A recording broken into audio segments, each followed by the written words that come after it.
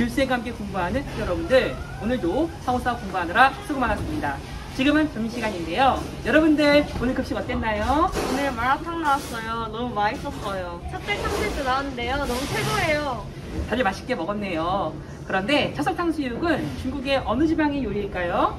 마라탕이랑 같은 지방 요리가 아닐까요? 찹쌀탕수육은 꿔바로우라고 부르잖아요. 사천지방 요리예요. 제가 좀 잘 알죠? 땡! 꿔바로우는 사촌 요리가 아닙니다. 다들 잘 모르네요. 그래서 진효쌤은 꿔바로우가 어떤 요리인지 직접 꿔바로우의 본고장 하얼빈으로 출발합니다. 지효쌤과 함께하는 역사문화 탐방! 독립운동가들이 즐겨 먹었던 꿔바로우가 맛있는 하얼빈으로 지금부터 출발합니다. 쪼바!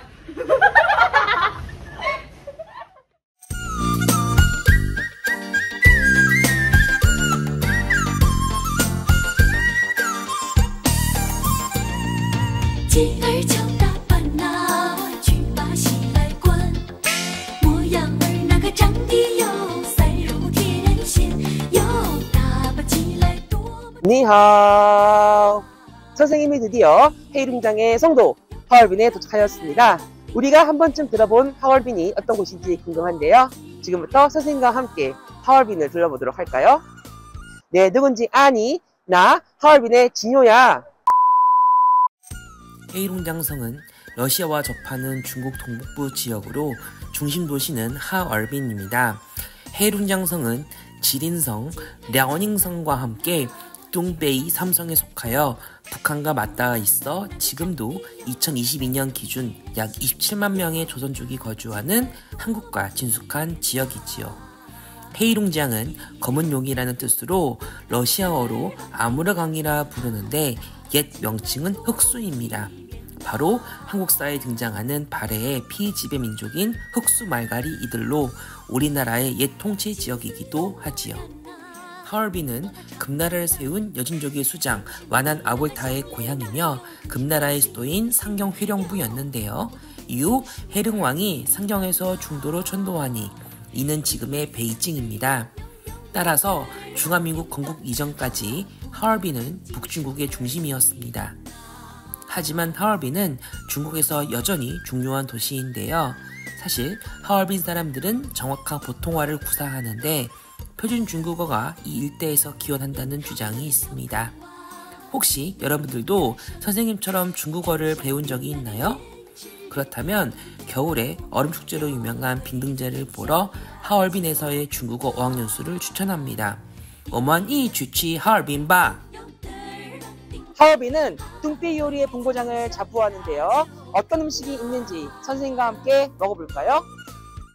헤이룽장, 랴오닝, 지린 일대의 뚱베이 요리는 만주족의 특색이 잘 반영되어 있는데요. 그 대표적인 요리가 만터우입니다. 우리가 만두라고 부르는 만터우는 원래 밀가루 반죽을 길게 뽑은 것을 동그랗게 빚어 속이 비어있는 빵 형태인데요. 우리가 먹는 꽃빵의 형태와 똑같습니다. 선생님은 뚱베이 지역에서 주로 먹는 짜오즈를 시켜보았는데요. 우리가 먹는 만두의 형태가 바로 뚱베이 요리에서 기원한 것입니다.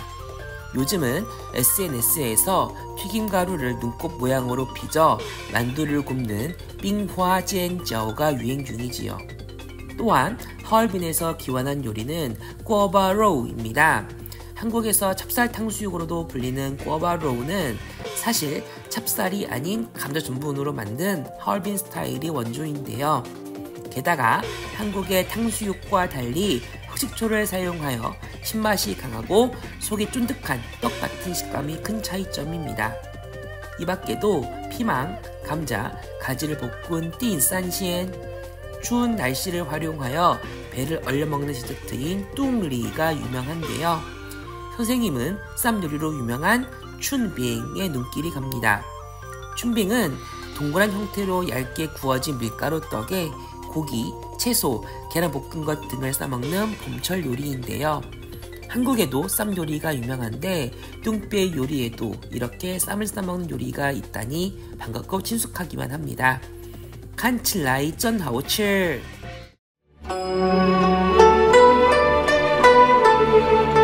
이곳은 션양입니다. 랴오닝성의 중심 도시인 션양은 우리나라와 관련이 깊은 역사 도시인데요. 지금부터 션양의 역사를 살펴보도록 할까요? 션양은 옛 이름인 만주로 익숙한 이 동베이 지역에서 가장 크며 인구도 907만 명으로 하얼빈보다 더 많은 중국의 주요 도시입니다. 과거에는 고조선의 수도였던 장당경이었다가 지난 시기 요동군이 되었으며 고구려의 계모성이 축조되기도 하였는데요. 이후 당나라의 안동도보에 속했다가 명청시기 개명된 것이 지금의 션양입니다. 이 션양의 고궁은 후금의 초기 수도로 누라치부터 청태종인 홍타이즈가 집권한 곳이기도 하는데요. 이후 청나라 건국 이후 봉천으로 개명하였는데 당시 대한제국은 이 지역 일대를 시로 지배하고자 이범윤을 감독관리사로 파견하기도 하였지요. 한편 신해혁명 이후 청나라가 멸망하자 션양은 장쭈어린 장슈에랑의 근거지가 되었습니다. 하지만 일본 관동군은 장쭈어린이 탄 션양의 기차를 폭사시키고 만주를 강제로 점령한 후 션양이 아닌 창춘의 괴뢰정부인 만주국을 수립하는데요. 이 시기에 만주 지역 내 한국인과 중국인이 함께 한중연합작전을 전개하기도 하였습니다. 션양은 지금도 중국 동포인 조선족이 많이 거주하고 있습니다. 심지어 북한 노동자들도 다니며 북한이 운영하는 식당도 쉽게 찾아볼 수 있지요. 고조선, 고구려를 비롯해 만주 지역 내 항일투쟁과 관련된 션양이 앞으로 한반도 밖의 우리 역사를 이해할 수 있는 친숙한 도시로 자리매김할 것을 기대합니다.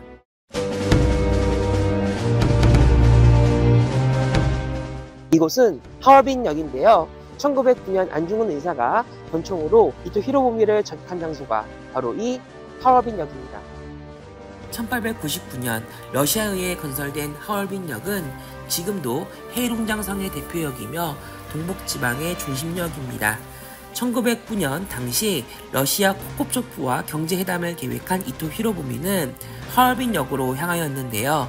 10월 26일 아침 9시 25분경 안중근 의사가 저격한 3발의 총성으로 이토 히로부미는 그 자리에서 쓰러졌고 안중근 의사는 꼬리아 오라를 외친 후 의연하게 체포됩니다.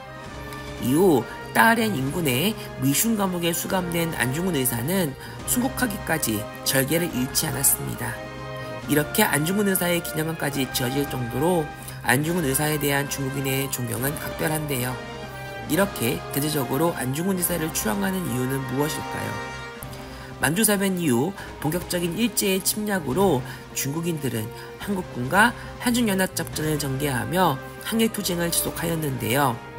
쩌원라이 총리는 이러한 중국인의 항일투쟁 정신이 안중근 의거에서 비롯되었다고 하며 안중근 의사의 의연함과 절개를 칭송하기도 하였고 량치차오, 순원, 전두슈 등 많은 중국 지식인들도 안중근 의사의 투지를 인정하였지요. 이처럼 안중근 의사는 2억 마일이 떨어진 하얼빈에서 한국인과 중국인 모두를 감동시켜 민족해방운동을 이끈 정신적인 지주였던 것입니다.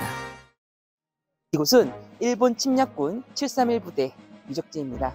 일본 관동군은 만주사변으로 이 지역을 점령하는데요. 이곳은 그러한 일제의 만행을 고스란히 보여주는 역사박물관입니다. 2차 세계대전 당시 일제는 생화학 무기 개발을 목적으로 포로 수용소를 일본군 부대 겸 연구기관으로 개량합니다. 당시 중국인뿐만 아니라 한국인, 미국인, 러시아인 등 수많은 전쟁 포로들을 대상으로 비인간적인 인체 실험을 자행하였는데요. 소위 통나무라는 의미로 이들을 마루타로 부르며 생체 반응 실험, 무기 실험, 세균 실험 등 대부분 극한의 고통을 동반하는 실험에 동원되었습니다. 국가 권력과 군 조직에 의해 체계적으로 계획된 이 731 부대의 만행은 그 잔혹성과 규모에 있어 인류 역사상 최악의 반인륜적 범죄로 기록되고 있는데요. 하지만 일제의 패망 이후 미국은 전범들과 사법관리를 통해 생체 실험 자료를 인수인계받지요. 미국이 이러한 사법관리로 전범들에게 면죄부를 준 탓에 731 부대의 만행은 만주사변, 난징대학살, 일병호 위안부 문제와 달리 점차 잊혀져 갔습니다. 게다가 철저히 비밀리에 붙여진 731 부대의 활동 방침과 생존자가 전혀 없어 실체를 알기 어려웠던 731 부대의 만행은 당시 731 부대에서 근무한 양심 있는 일본인의 고백과 2020년대 문건의 발견으로 이제야 진상규명이 서서히 이루어지고 있는데요. 비극적인 전쟁 범죄는 두 번 다시 일어나지 않아야겠지만 일본 정부의 공식적인 전쟁 범죄 시인과 올바른 역사 인식이 수반될 때 비로소 진정한 동아시아의 역사 갈등과 대립을 해소할 수 있다고 선생님은 생각합니다. 선생님은 천양 시내에서 한국으로 귀국합니다. 헤이룽장성과 랴오닝성은 한국과의 가까운 거리와 함께 맛있는 둥베이 요리로 우리에게 친숙한 곳이었습니다. 그리고 고조선, 고구려, 조선의 역사를 비롯해 독립운동가들의 터전으로서 지금의 대한민국이 있기까지 있어서는 안 될 소중한 우리 역사의 현장이기도 하였지요. 선생님은 하얼빈과 션양에서 동아시아 평화의 중요성과 인간의 윤리에 대해 진지하게 고민해 보면서 올바른 역사인식과 공정 역사 교육으로 한중일의 오랜 갈등과 대립이 해소될 것을 진심으로 기대해 보고자 합니다. 직접 보고 들으며 다녀오는 진호쌤의 역사너 탐방, 연밀한 탐방은 다음에도 계속됩니다. 수업 시간에 만나요. 再见。